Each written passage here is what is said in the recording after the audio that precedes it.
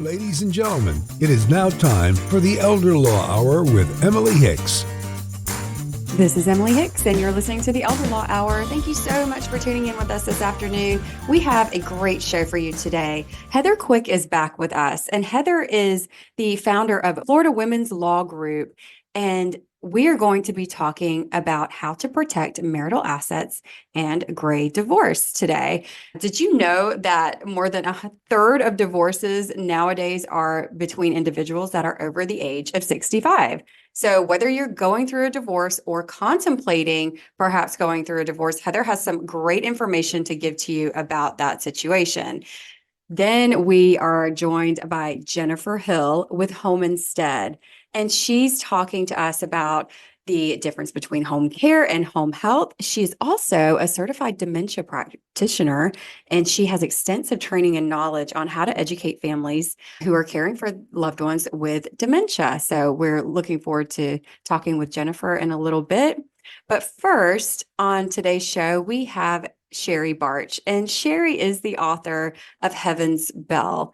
And it's a wonderful book. I really highly encourage you to get your copy. It's about the grieving process. And this book really helps readers start courageous conversations with friends and family who have lost someone that they care about. It sparks you to be curious and start that conversation. Sherrie gives you some tips on how to do that. And it's a really beautiful story about two young people and their friendship and what happens when a loved one dies. So I'm looking forward to talking to Sherrie. She is a wonderful, really wonderful person and a great author. So thank you so much for tuning in, and we'll be right back with Sherrie. Welcome back to the Elder Law Hour with Emily Hicks, and I'm so excited to have Jennifer Hill with us today. Jennifer is with Home Instead. Thank you so much for joining us, Jennifer.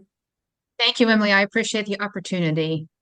Well, you guys have a really, really important and big job. You really do. How long have you been in the business, and how long have you been with Home Instead? I have been with Home Instead for 17 years. I actually started as a caregiver when I was a student at JU. Oh, And really? yeah. So it's been an amazing experience. I have had the privilege of working through every phase of the office. My focus and my degree is in marketing, which is ultimately where I wanted to end up.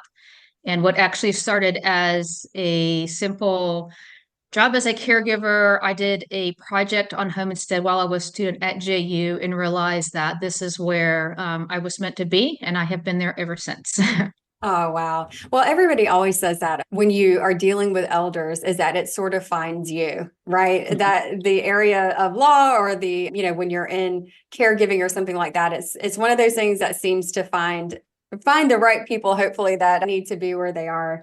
So let's talk about what you love about your job and what you love about the company. Well, that's a very, very loaded question. So I would say what I love the most about it is seeing the families and realizing that you are helping them in ways that they didn't even realize that they needed help. I love the idea of when you wake up, you have sort of a plan, but that plan never really works out like you thought it was going to work out. And I mean that in a good way. You know, you may get a call of someone who needs services right away. You may have a client that passed away and now they don't need services anymore. So you're switching gears. Yeah. There is just a variety of things that happen in the course of the day that is unexpected. But it is so rewarding because you're meeting with families, usually at first over the phone. They call and they are either in crisis mode or they're in planning mode, or they just have questions, and being able to educate them, to show them options and ways to care for their loved ones. I'm not a salesperson. I am an educator. So my goal is to educate families on the best options for their loved ones. And that's just not about the client. It's also about the family and works best for the entire family. And that takes time and it takes patience. And sometimes it means that you're talking to them after hours or you're making things accommodate whatever schedule that they need. And for me, that's a blessing because you see when you're face to face with them the relief of the help that you're able to offer. Yes, I agree. I feel the exact same way about what I do. And it's funny when you say accommodating people. I mean, it's so true. I actually do house calls, which Hmm. is very rare for attorneys, I think, nowadays. But in those situations, it's so incredibly beneficial for me to get the full picture of what the family dynamic is a lot of times in that situation, because I can assess really what's going on and who's going to be probably the main, decision maker, because there's always, one person, a sibling usually, that steps up and is like that, going to be that point of contact. But I agree. You're dealing a lot of times with one of the hardest times in people's lives and, with their family. And I think just being that resource for them is incredibly important. So let's talk about what all you guys can do, because you said, they come to you, they're probably not really sure what they need. So what kind of services are you guys able to provide? Sure. So our goal is to help mainly seniors. We're not limited to seniors only, but that is our main focus. We want to help them age in place wherever they call home. It could be a traditional home, it could be an independent living, assisted living. We've provided care at campgrounds, all kinds of places. We provided care on a boat, wherever they call home. So we do everything from transportation, light housekeeping, meal prep. We also do hands-on care, activities of daily living, helping with your showers, getting dressed, helping ambulate, getting them to in bed, getting them up out of the chair, helping them brush their teeth, take a shower, things that we take for granted that we are able to do easily, that as you become older, become more cumbersome. So we come in and do an assessment to see what is the best fit. It could be that this individual has dementia and they can't be left alone for any period of time. So they just need that companionship care, and maybe they're not at a point where they need the hands-on type care, but they just need somebody physically there. Oftentimes, if someone has lost their spouse and that spouse was their primary caregiver, they can't be alone or they don't want to be alone. So it's just making the match of what is the best fit for them and ideal for them. Usually, once an individual becomes a client, they're a client for the rest of their life because their needs are going to change and their circumstances are going to change. And oftentimes, their care needs are going to change as they age. But ideally, we want to keep them at home in their traditional home as long as possible. That's not to say at some point moving might be what's best for them to go to an assisted living or a memory care. Sure. We have a client care coordinator that visits with them, and we keep a close eye on our clients through our caregivers to know what is the ideal situation for them. And it's not always about how many hours of care that you need. We look at the whole picture. What are your finances? We do take long-term care insurance. We also take VA benefits. So it's not always about this extended amount of care. How much can you afford? So we look at the overall picture of the dynamic of the family and do what's best for them so the person can have the care that they need. Yeah, because there's so many different factors. I would be curious to see what your assessment form would be like, because you also have to look at what the conditions that they're living in as well, right? Yes. Yeah. Look at the house Yeah. and And the house is important and it has to be a good fit for the caregiver. When you go into a home, we want the caregiver and the client match to be ideal. So you want to make sure the home is safe, make sure that it's assessment proof. Are there rugs on the floor? Are there things in the way if they have a walker? Is it a house that needs a lot of home care as far as maintenance? Do they need a cleaning service? All of those things play a role in ideal care for that individual. And so that assessment is critical to making the match for that family, for that caregiver. absolutely. I'm sure that's a process that you guys have fine-tuned over the years, because I'm always amazed that caregivers can get people to do things that the loved ones cannot necessarily Sure. get them to do. Yeah, there's a dynamic there.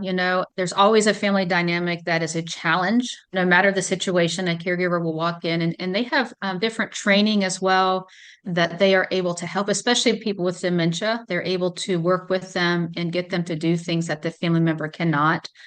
Oftentimes, we say we want to keep the parents, and the children, the children. When I say children, I'm talking 55 plus year olds, an ideal situation is not, you want to give your mom a shower when she's 80. We want the kids to be the kids and the caregivers to be the caregivers. So we really try to focus and let families know that's our role. We want to give your mom the shower. We don't want you to have to, because you change the dynamic. When that changes, the relationship changes. Absolutely. Yeah. And it puts such a strain on it because when you and just speaking from experience, having to caregive for my mother was not something that I was very well equipped to do, number one, and Hmm. was not very good at. My sister was so Hmm. much better. She Hmm. is more of a natural caregiver than I am. Not that I don't want to do it. I don't really know any of the tricks. And Sure, I mean, sure. there's so many good tips and tricks, and I'm sure you guys have a lot. Let's talk about people with dementia because Sure. I understand that you are a certified dementia practitioner. So can you tell me a little bit Yes. about that?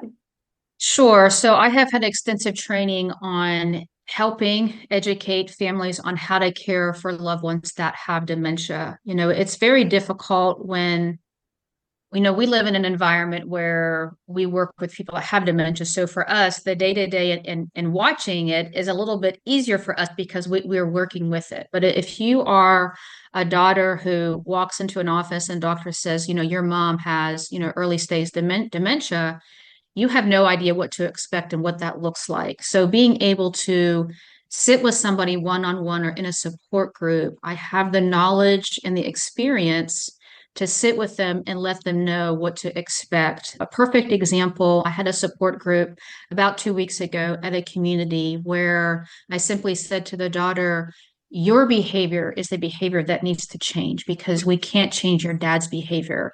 And people don't understand that. They think that they're trying to help, but they don't know the ways. And if I can spend even an hour with somebody and make them see ways to care better for their loved one, it is just a blessing to see the relief and the change in their attitude, realizing that it is going to be okay. It's a new normal, and accepting and dealing with that for what it is makes it better for everyone. But there is a very big learning curve with that because it's a whole new dynamic. When I started with Homestead, I actually worked in a memory care. So I was able to have the one-on-one experience. And then over the years, all of that experience with the certified dementia care program has been invaluable to our clients and those who have come to the support groups. Oh, I could imagine. I could imagine that being just incredibly valuable because yeah, usually the family is the problem a lot of times, right? Like we want Mhm. them to be Yeah, who they've always been. We want them sure. to act the same way. We want to be able to perhaps argue or disagree or Hmm. whatever it is that is going on. But the bottom line is that that's a significant change. They Hmm. just, it's a significant change in someone. And that's very hard Sure, to accept for as the family members. You want your mom to be your mom, or you want your sure. wife to be your wife. And, it's a difficult transition, but surely having someone like you and your company with all of that experience and the training and just a few simple things really go a long way, do they not? Just the few little things with communication could be Sure. huge. Sure. And just the perception, changing their perception of how they're seeing their loved one. Oftentimes people don't want to talk about it. They don't want Yeah. people to know, but just little things that they can do to make them see their person as they are rather than as they were. And that acceptance goes a long way. A simple example of when you're talking to someone that has dementia, you should not stand behind them or beside them. You need to look right in their eyes and talk to them. And just that simple practice changes the disposition for that person who is experiencing memory loss. And then it makes the conversation better for both parties if they just know those simple things. And support groups are so helpful for people in that respect because they're dealing with people who are all experiencing the same challenges and they're learning from one another. But sometimes it's hard to encouraging people to get to the support group because of that. They feel like they've lost their person, so they don't quite know where to start. So Yeah. Just that encouragement to get them there is what I always tell people. And invite them, go with them, bring them, and carry them along, because it's a very difficult thing to deal with. Yeah, it's well, and it's so crucial because that it's an isolating thing, and Hmm. you don't know what you don't know too Mm-mm. when you're looking at it. And I think that's kind of, one of the thoughts or things that I hear a lot with potential clients that come to me, they just don't even know where to begin. They don't know. No, they don't. It's a, I mean, it's a big learning curve, like we said. So when someone comes to you, what is the process like for someone that's coming to you guys that is interested in, maybe they're interested in home care? So how does Sure. it work? So we want to identify where their pain points are, where are their struggle, what time factor are they looking for in terms of how much care do they believe that their loved one needs? What are some things that they're struggling with? Is your loved one coming out of the hospital? Are they coming out of a rehab? Are they at the beginning stages of memory loss? Have they lost their spouse? What are their specific needs and what they believe that they feel their loved one needs, because those might differ a little bit once we get in the home and get a chance to talk to them. For example, if they're coming out of the hospital, they may have a referral for home health. And there's a lot of confusion between home health and home care. They are not the same thing and they can overlap. Home care is what we do. So we are a private duty care that may be covered by long-term care insurance or a VA benefit. Outside of that, it's private pay. Home health is covered by Medicare, and that is usually a referral that is written when you're discharged from the hospital or a rehab, that they're going to come to the house and provide that care. The challenge with that is that company is going to come and they're going to do their skill, which is usually physical therapy, occupational therapy, wound care. They may be in the home an hour, 2 hours max. But if that person is in a wheelchair, they can't get up and down on their own, or they can't be alone for a long period of time, that's where we come in and provide care anywhere from 4 hours up to 24 hours a day, depending on what the family needs. And oftentimes, when you're discharged, you don't have all the information. You have enough that you're going to get home. Maybe you have home health coming and you need that extra help. So when we're talking to someone on the phone, we find out specifically what they're looking for, how soon do they need a caregiver, what hours are they anticipating, and then we come to the home and do an assessment to analyze their home situation as well as the physical needs for their loved one, who they're looking for services for. Gotcha. Okay. So it sounds like you work, really closely with the families to make all of those determinations, and then you guys create a plan from there. We really do. And because we are in the Sunshine State, a lot of people have retired here. Sometimes they don't have, people here. So we can do a Zoom consultation with the family member present. We can go to the client's house and have like a Zoom consultation or talk to the family on the phone and send paperwork that way. But we do run into, like I'm sure you do as well, where the elderly person is here and their family is not, because they've retired here when they were younger without a thought of, hey, when I'm 80, what's going to happen? So Right, we right. do try to look out for people in that respect, and, get all the players on board and make sure that everyone's aware of what's going on. Most of our intake is done through the sons or daughters. Sometimes the client themselves will call. Often it's a spouse that calls, but oftentimes it is the kids that will call to initiate that care. So we do try to make as many people present as possible so that everyone's on the same page. Yeah. I think it's critically important that the client is always included, even if they have dementia, because they can still process what they can process and make them present for conversation. Oftentimes, clients feel that our service is taking away their independence when really it's helping them to keep their independence. Nobody wants to move to an assisted living. They Yeah. want to stay home. So our care is a way for them to do that.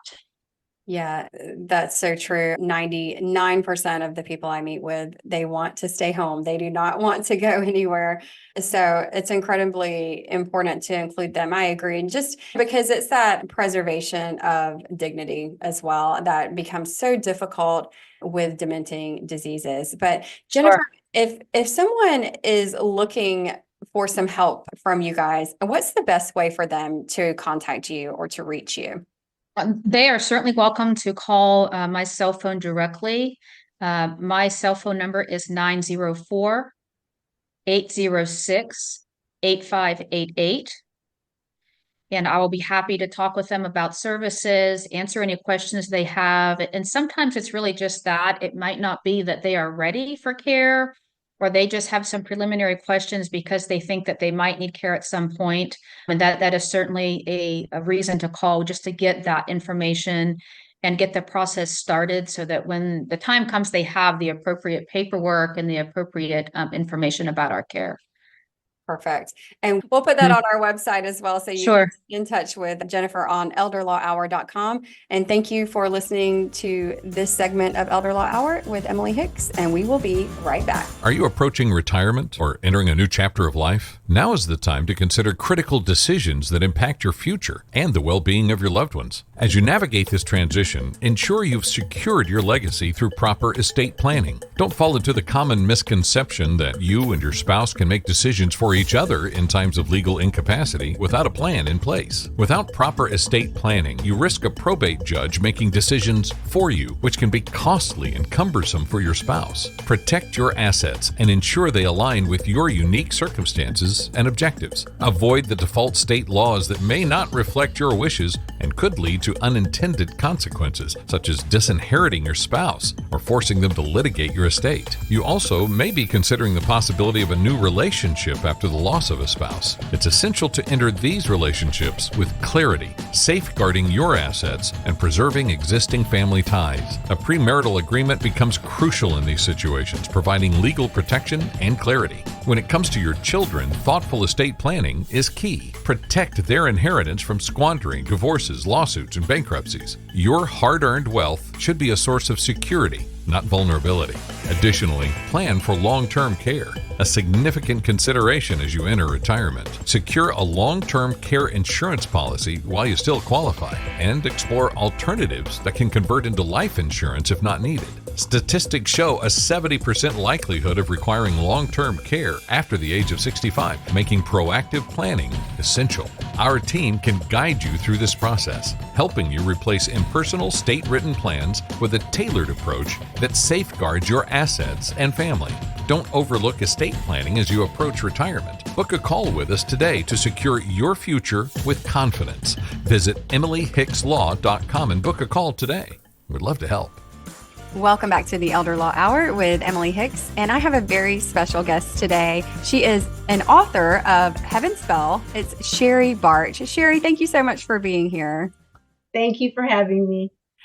I love this book. I think it's such a wonderful tool to talk about death and grief with your family. And it's the story of what you think happens after you die, right? Is that how the whole thing sort of came about?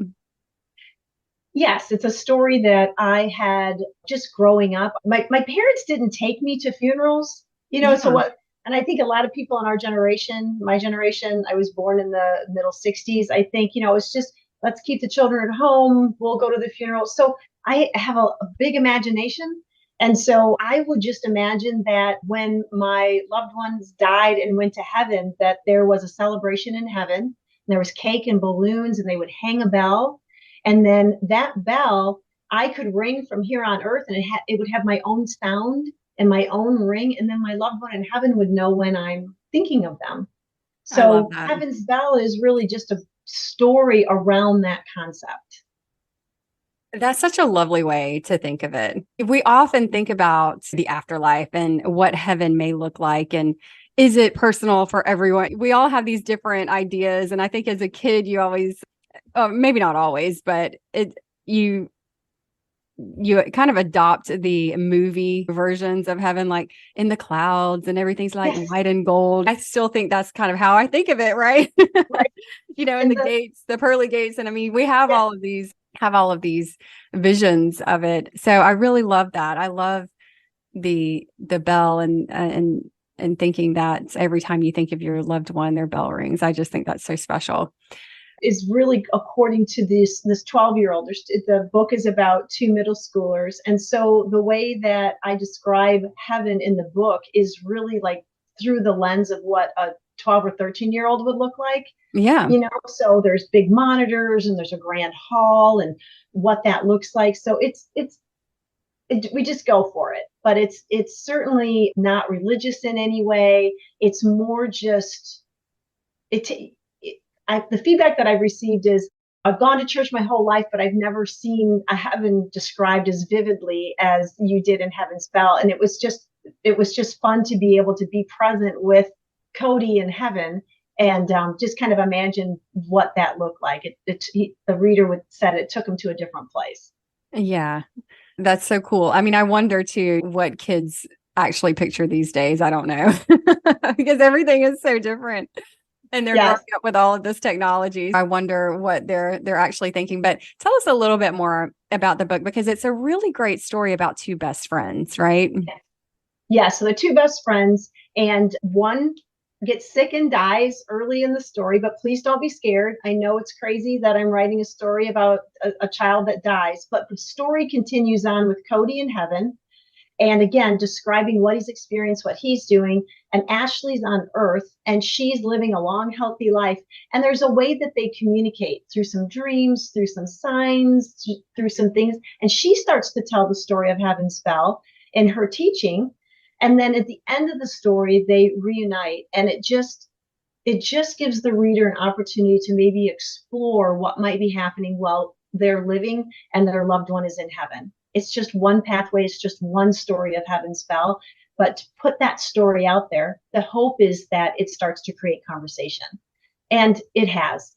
Yes. I think you've been able to really help a lot of people get through the grieving process for themselves, but also for kids, because this is, these are middle school kids that you're talking about in the book. And the age range for the book, even though it's really for everyone because I love it, but it's about that 8 to 12-year-old range, which I thought was really funny when I first read that, because those are the exact ranges for my kids. As adults, we are very bad at talking about death, and we're very bad at talking about grief. And, you mentioned with the older generations, everyone is very uncomfortable with strong emotions and big feelings, right? And we're trying to kind of, when you have young kids nowadays, I mean, the parenting styles are quite different than at least the parenting style of my parents, which is more of the children should be seen and not heard style. Correct.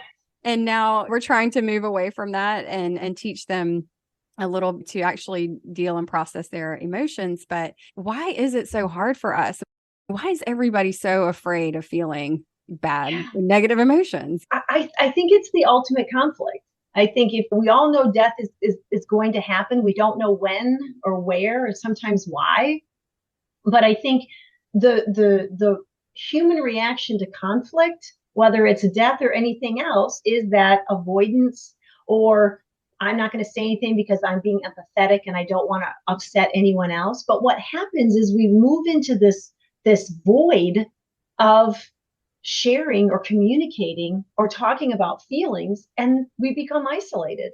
Yes. And I think it is anything we can possibly do to create open communication so that we're not experiencing this conflict, whether it's grief or anything, whether it's the loss of a job, whether it's an injury or a diagnosis or a death, any of those things. Is there an opportunity for us to create an entry point to be able to have the conversation?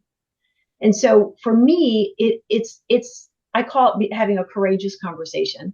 And there are many tactics that you can use to start a courageous conversation. And one of them for me is storytelling. So you're taking it away from what's happening. I'm really sad that grandma died, or I have lost my mother and I'm just really upset about it. Is there a way that we can open that conversation with what's your favorite memory? What was the best recipe? Sometimes siblings can have those conversations because they're on the same plane. But if I'm somebody's neighbor who's lost somebody, what's my entry point besides I'm sorry? And sometimes there's not even I'm sorry. I avoid it completely. I might mail you something. I might not even acknowledge it. So I think the courage is important, because otherwise we're going to avoid that conflict. Absolutely. And I've seen that so much just from my personal experience. I'm sure you probably have too, Sherrie, with dealing with the loss of a parent and no one knows what to say to you. And Yes. even like some of my best friends are just like, they just kind of avoid it because they haven't been through it. They don't know. And they're so afraid of saying the wrong thing. They don't want to upset me. And I totally understand that because I don't expect them to know what to say.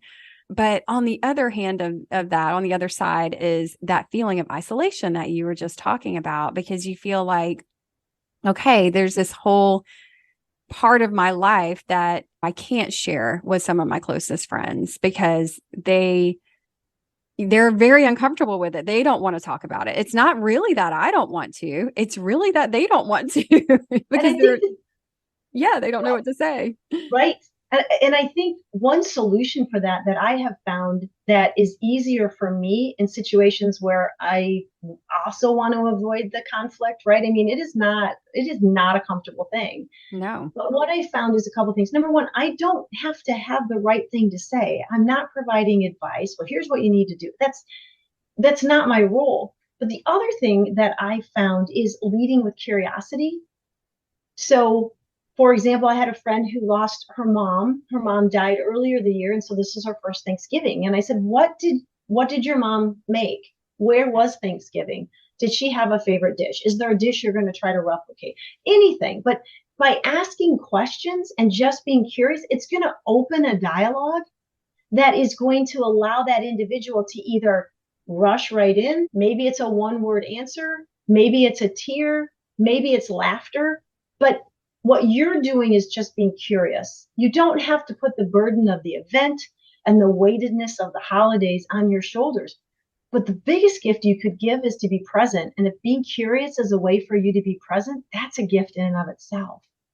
I totally agree. And I think that's such a wonderful way to be able to talk about it with the person without directly talking about it, because it's a heavy subject. And like, depending on the circumstances of the death too, there's some deaths are, sudden and there's a lot of shock, and some are more, like we're seeing a lot of Alzheimer's and things like that, where things drag out for a year. I mean, I lost my mom fairly quickly within really like a 10-week kind of span of her getting very, very ill and stopping eating.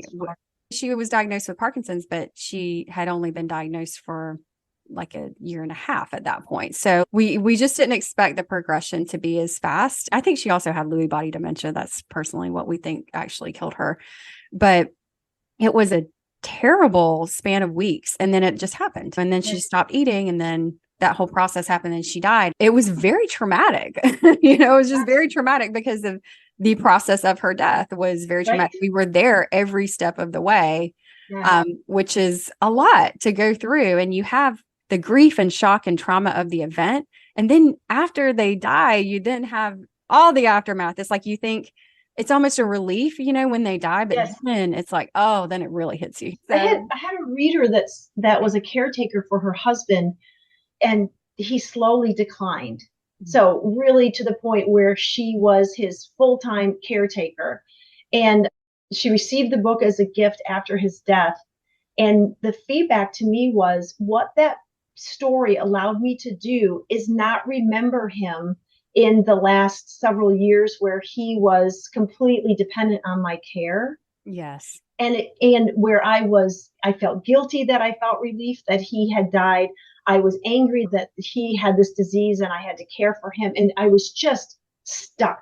I was stuck. I was angry that he was gone. I was angry that this is the way it ended. And what the story did is take me back to the memories that I hadn't been able to get to without this story. And it created a joy for me to say, you know what, we had so many years together that I can draw upon and remember, but it pushed me through my anger and my guilt from how he died. Yes, I can totally see that, because for my dad, he deals with it in such a more solemn way than my sister and I did. But for him, I mean, he was her caregiver during that time. She wasn't the most mobile person, before, but she could walk around and do everything until that 10-week span. But for him, he was and still is very angry. There's just so much anger because, she was 67 years old, and it's like, you feel there was so much more time that she, quote, should have had. And for him, all he can ever say about it is, well, she deserved better. She just deserved better. She deserved better than that. And it breaks my heart because that's truly how we feel. It's like, she just deserved, but you don't know. You just don't know what's going to happen. And you have to just deal with whatever it is.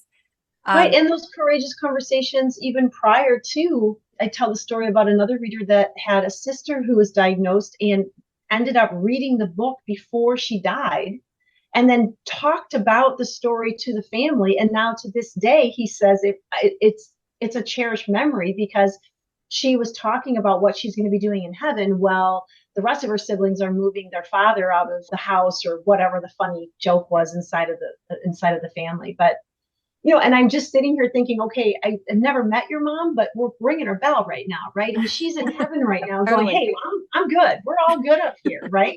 Because I think where we can use our imaginations, and if journal prompts or stories help you go to a different part, like a brainstorming, and then again, those vantage points of memories, and if we can have the courage to share how we're feeling in our memories, it's going to give us different ways to think about and grieve and find joy. But we have to do it communally. We can't do it in our own heads, because as well as I do, our own heads can take us down paths that are not real and that are not healthy. Absolutely. It can get to an ugly place when you kind of let yourself spiral. I love that about the journal too, is because it does spark those interesting conversations, but everyone has a different perspective on the person too. And I love to hear what the kids say. I always love to hear what their little memories are. My nieces are a bit older, so they had a lot more time and a lot more experiences with my mom in particular. But I think that's just such a great way to start a conversation and hear what everyone else has to say. What I was going to tell you, my mother lost her father when she was 2, so she never had her dad. And over the holiday weekend, we found some old videos of my grandfather and his father. So, I mean, I'm like, I didn't know we even had these. So I got to see some videos of my grandfather and grandmother and my mother when she was a tiny baby. And it was incredible. And then his father was actually in it as well. And it was really, really, truly amazing. But the only thing, because when my grandmother experienced his death, she had 3 small children, she did not talk about him after. She never shared any stories with them. I think it was just too hard for her or whatever it was. So the only thing that the only memories she has of her dad are the stories that people would tell her. So stories are just so important. They're so incredibly important, aren't they? As humans, we're just wired for that, aren't we?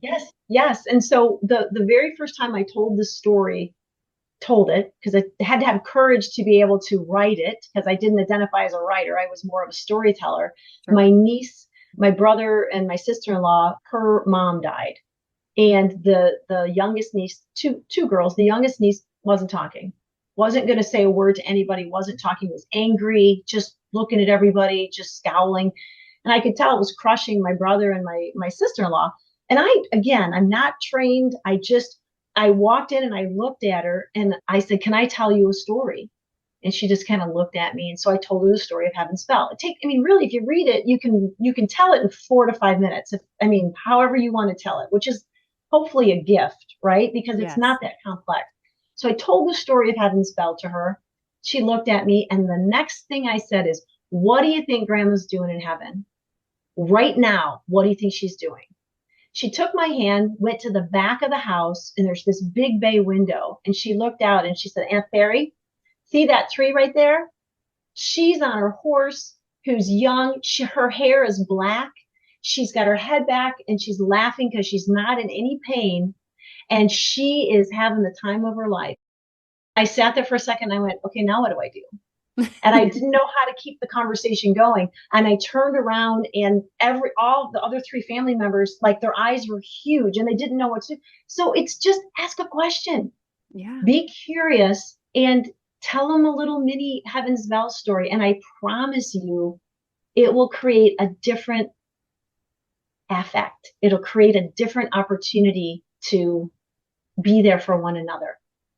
Yes. And such a crucial time, because during that time with families, it's something that, as a professional, what I really strive to do is keep families together after a death. And it can be really difficult. So I encourage you all that are listening to get the book, because this is going to give you something. It's a really great tool. And we all want our families to get along after we're gone. I mean, I'm heartbroken just thinking about my girls, something were to happen to us, them not being close. That's what we all want, to keep our families together. And I think this is such a great tool to do that, because it just opens the floor to those conversations. And the more we can connect, the better, we will be. So thank you so much for actually having the courage to write this, because I know that was probably difficult, for you, as you have this wonderful career and resume, and you're a professional and have achieved so much success in your professional life. So, bravo to you to make that transition over into what you've been able to do with the book. I appreciate it. Thank you. Well, Sherrie, thank you so much for being here. Again, please find her book, Heaven's Bell, on Amazon or Audible. You're on Audible as well, and Kindle. So I encourage you to download or listen to that as soon as you can. And Sherrie, if they want to get in touch with you, where should they go? Yes, you can go to sherriebarch.com, SHERRIE, B as in boy, ARCH.com. And we will also put a link to Sherrie's website on our website, Elder Law Hour. Sherrie, thank you for being here again. And this is Emily Hicks. You've been listening to the Elder Law Hour. This is Vicki Oakes, your St. Johns County Supervisor of Elections. The 2024 elections are coming. They will be here soon. Are you election ready?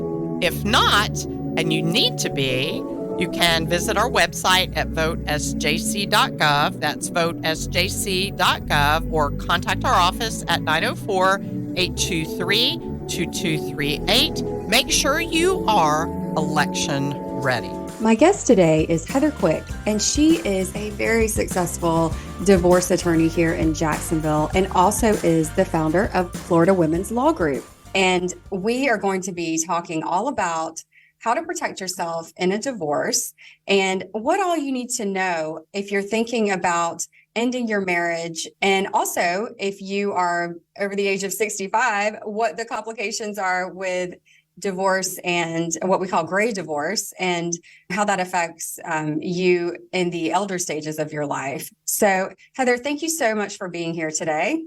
Absolutely. Thank you for having me. And how did you get into this area of law? What brought you to really focus on helping women in divorce situations? Well, you have probably heard this before, but usually family law finds you versus you seeking it out. It was certainly not something that, when I began practicing and as an attorney, that I thought I would do. Sure. But it evolved. And I started out as a criminal prosecutor, which I love the criminal law. I love trial, and that was a great job. But I did not transfer well to the defense side. That's not where my heart is. So at that point, I realized I was attracting, individuals with family law issues. And what I found is that I had had a lot of personal experience with it. And then combined with the law and really studying it, that it just made it a natural thing for me to do. And I also found that what I can do, and now specifically for women, and what our office can do, is we can help people in a way that they cannot help themselves. Right. And, through divorce, it's very complicated. It's extremely emotional, and so much is at stake in regards to your property and your children, and it's going to impact your future substantially. And I really saw that there was a need to help people and, meet them where they are in that process. And then that evolved for now, goodness, it's been about 12 years that we've been representing women only. It evolved to that because that was just something that I noticed patterns, and really humans all follow so many different patterns. And you can recognize that through multiple different clients, and women seem to do the same thing and really give up earlier than I would think that they should. And, as I really spent some time studying it, certainly my clients, and recognize that we could really, come in and provide them that strength they need to finish strongly. And so we really began to build a practice around that. And it allows us to have that focus. And because people repeat their patterns, men do the same stuff, women do the same things. And so we can really help women through this process and have a really strong, consistent message, because we are really here for women going through divorce.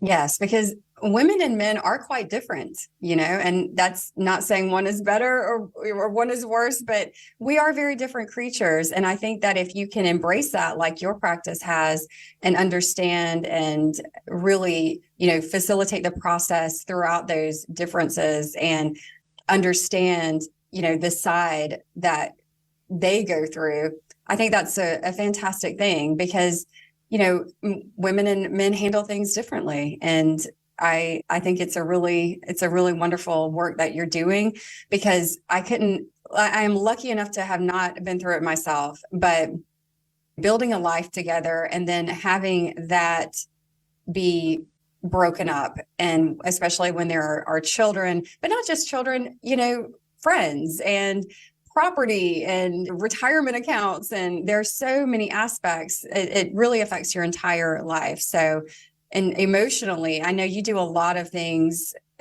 on your show and, throughout your podcast, I see a lot of stuff helping people emotionally deal with the consequences of divorce. So I think it's really great to take the approach of really supporting and understanding, women from what they're going through in that situation with people that have grown children, let's say. And what we've seen in the past few years, and you tell me, because you're the expert in this, have you seen a lot more of gray divorce? And that is a divorce for people who are 65 and older. Have you seen more people in that age bracket getting divorced in the past, let's say 5 to 10 years? Is that a trend that you've seen happening in your practice? Absolutely. I mean, the statistics show that basically over a third of people who are getting divorced are going to be over that 65 to 65 bracket. And so, yes, it's growing so much, and what I would associate that with, and I think your listeners and what the media reports, is that it's the baby boomers. Now, I think where we see that, and also within that gray divorce, you're going to see those initiated by women more than half of the time. Oh, okay. At that age. Now, I think in a little bit younger, you'll see it more with men, but certainly over 65, absolutely more initiated by women, often because sometimes maybe they've inherited money, or they understand the finances and they think they'll be okay. There are certainly many stories I've heard from women, but I think there becomes a point, and, we do change as we age, and you either grow or you don't. And if you don't grow with your partner, and it can become very difficult. And I think many women find that their husbands at that age are just not the person they want to remain with until they die. And they just don't want to deal with that anymore. And maybe when they got married 40 years ago, it was so different. And certainly society was different and expectations were different. Yes. And now they feel that there's more freedom. Right. And they want to be free. They feel as though they don't have to be tied into this relationship anymore. Yeah, there's certainly less stigma nowadays than there used to be about getting divorced. And we've seen the rate of divorce increase, rapidly since they were growing up in the 50s and 60s. So I would definitely, I could see that. I mean, perhaps too, you know, when you're older, you have done most of your earning, you are more financially stable. So, you know, I can see that where they would feel financially a little more free to maybe live out the rest of their life. And then, you know, there's that aspect too of, hey, I don't know how much longer I have. I want to enjoy every minute. I want to do what I want to do. And with women, especially, so much of our time is devoted to children. It's devoted to the family and to taking care of husbands and parents. I see a lot of women that when I work with them just say, I just want this time for myself. I want some time for myself. I want to do what I want to do.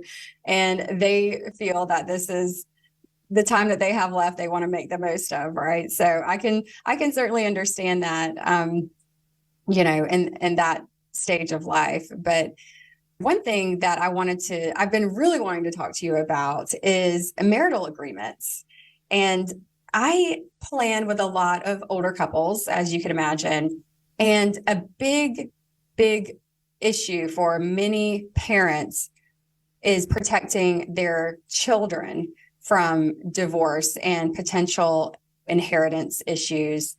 And so the way I usually, and you tell me if I'm saying the wrong thing to them, the way I usually tell them it works is when you inherit property, it is in Florida separate property.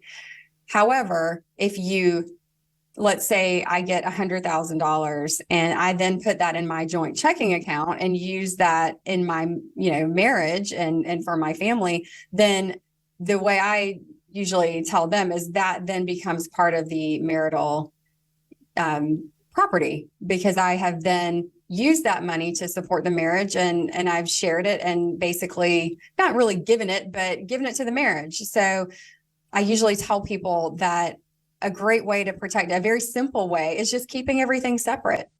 My mother, for instance, inherited a lot of real estate when her mother passed. There was never any inkling of divorce. However, that shaped her very much during her childhood. So she always had assets in her personal name that she inherited that she kept separate. And I think she just did that as a just in case. So would you say that's just a quick and easy way to protect assets from being part of the divorce? Or I'm sure you have, aside from actually having a marital agreement in place, because let's face it, a lot of people don't have that. There's going to be exposure. And one of the things that very often parents, they've built this wealth, their intent is for their children to have it. And really a creditor that they should be concerned about are the spouses of their children. Sure. And I would think most of them have certain thoughts on that. I've had parents come to us and say, how do we protect them? And you're going to need to have them sign a postnuptial agreement in order to do that.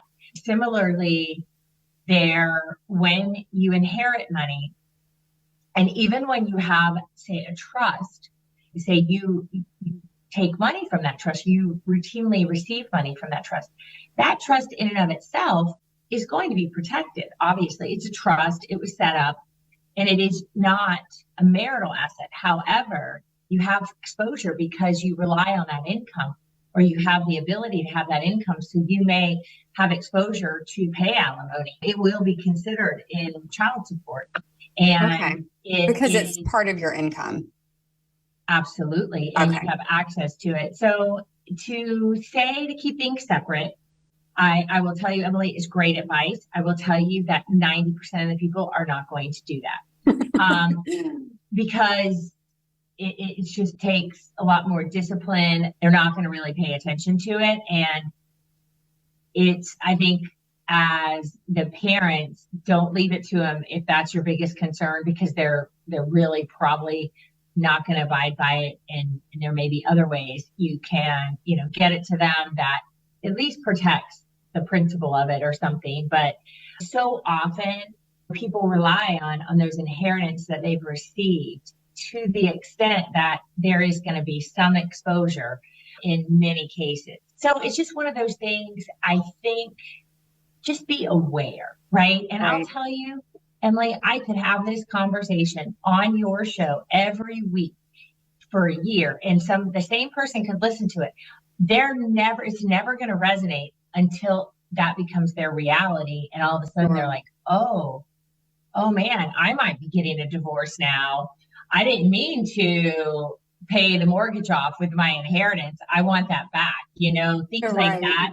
So that's really what it is. That's why this show, and it's so great just to inform people, but until they're ready to hear it, most of them aren't going to really take action or believe that it applies to them. Absolutely. And a lot of times the parents that I'm planning with, they're really concerned about it, but the children are not concerned about it. So they're not going to take any necessary precautions or steps to, potentially head that off. But there are a lot of things that we can do on our end as far as with trust and setting it up in a way that they may not have the income from it or be able to control the asset. But I will tell you 99% of the time, people don't want to set it up that way. And they don't want to do that to their kids. They want them to have control. So I always say, well, you can't really have it all. You can't really, if you have control of an asset, it's pretty much up for grabs. It's not going to be, as far as asset protection is concerned, it's really not going to matter where it came from. In a lot of instances, if you are controlling it, using it, you have title to it. It is what it is. So there are a lot of things that we could do. But like I said, a lot of people don't really want to take those extra measures. I love talking about this stuff with you because you're such a wealth of knowledge. And I want to thank you so much for being here today. And if any of our listeners want to get in touch with you, what is the best way to do that? And thank you, Emily. It's been a pleasure to be on here. And this is, I can talk about divorce in so many different aspects all day long, but I really appreciate it. Particularly like what we talked about today and blended families, because you just don't know what you don't know. And there's a lot out there that can happen. But certainly any listeners interested in reaching out to us, we are at FloridaWomen'sLawGroup.com. And on that page, you can get all kinds of resources, as well as figure out how to contact us either at our St. John's office or our Jacksonville office. And I do have a podcast, Women Winning Divorce, that is available on all the podcast mediums. It is a great podcast. We've listened to so many episodes and it's really informative. It's a great resource for you if you're in this situation, or perhaps if you have a child that might be going through this situation. I highly recommend listening to it and also checking out their website that has a lot of resources as well. So thank you so much for being here. I look forward to hopefully having you back someday soon. And we just really appreciate this. And you've been listening to the Elder Law Hour with Emily Hicks and my special guest, Heather Quick. Are you ready to invest in real estate without the headaches? Look no further than investjacksonville.com, your trusted partner in turnkey real estate investments. With over 18 years of experience, our process has been fine-tuned. And now we're opening up our team to other people just like you. At investjacksonville.com, we're selective about who we work with because we believe in delivering the best. Our dedicated acquisition team scours the market to find the finest properties, while our skilled construction and maintenance team ensures every detail is taken care of. From new roofs to granite countertops, HVAC systems to plumbing and electrical, we leave no stone unturned to make sure there's no surprises. We're in this together with our investors for the long haul. With our first-year guarantee, we put our money where our mouth is. We guarantee your rental rate for the first year, giving you time to build reserves and budget for any surprises that may come your way later. We believe in our construction team and our tenant placement team, which is why we offer this unbelievable guarantee. We're committed to your success and peace of mind. We're passionate about making it simple and easy and a no-brainer for others to get started investing, because we know what real estate can do for people to reach financial freedom. So if you're ready to invest with confidence, contact Invest Jacksonville today at 904-536-3000 or visit our website at investjacksonville.com. Let us show you why there's nobody quite like us. InvestJacksonville.com, your authentic partner in hassle-free real estate investing. Contact us now. Thank you so much for tuning in to this edition of the Elder Law Hour. We really appreciate our listeners and would love to hear your feedback. If you have a comment or would like to get in touch with us, please join us at elderlawhour.com, and we will see you next week. Thank you for tuning in to the Elder Law Hour with Emily Hicks. Join us this and every Saturday for the Elder Law Hour with Emily Hicks.